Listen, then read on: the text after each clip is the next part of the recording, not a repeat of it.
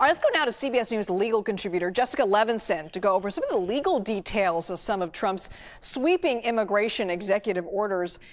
I want to start with one of Trump's bolder orders, focusing on what we just talked about, ending birthright citizenship. Now, Jessica, is this even legal? How can he do this? No, I don't think it is. I mean, let's be clear that there's a hierarchy of laws in our country. The Constitution, then pieces of legislation, executive orders that can have the force of law, but you cannot executive order your way out of the Constitution. The Constitution, I believe the vast majority of legal scholars, a vast majority who look at the language of the 14th Amendment and the history behind it. Let's remember that the 14th Amendment put into our Constitution after the Civil War to say to Black people and people who were formerly slaves, if you are born in this country, you are a full citizen, full stop. It does not matter what color you are. It does not matter your previous status as a slave. What matters is that you were born here, you are a full citizen. That has always been our understanding. Small caveat for the children of ambassadors in foreign countries.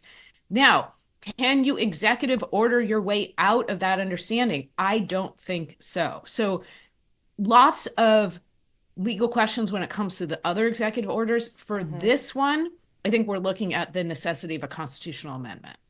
All right, I want to move on to a couple other those executive orders there, Jessica. Trump also effectively ended a Biden-era border app that gave nearly 1 million people a way to start their immigration process.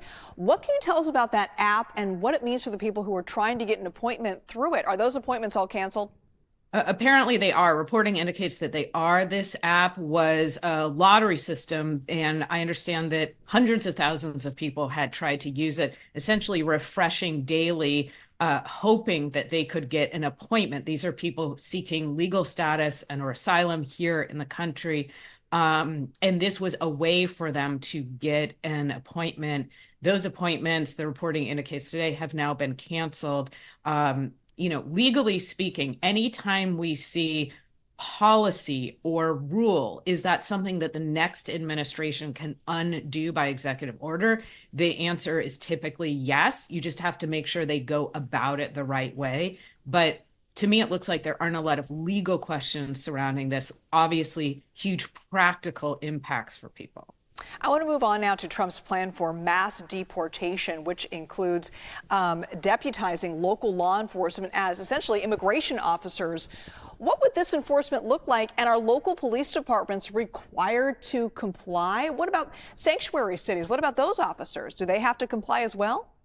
So in the Constitution, there's something called the anti-commandeering doctrine, and that acknowledges that states are separate sovereigns, that the federal government cannot still tell states and local governments, carry my water for me. Here's my policy. Now you go implement it. So deputizing local law enforcement means that they will assist in what is typically a federal policy, for instance, immigration.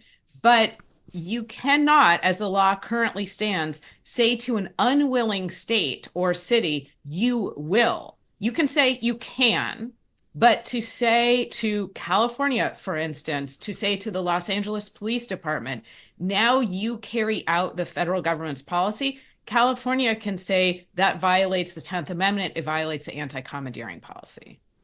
Jessica Levinson, I have a feeling we're going to be talking to you a lot over the next 4 years with all of these executive orders. Thank you so much.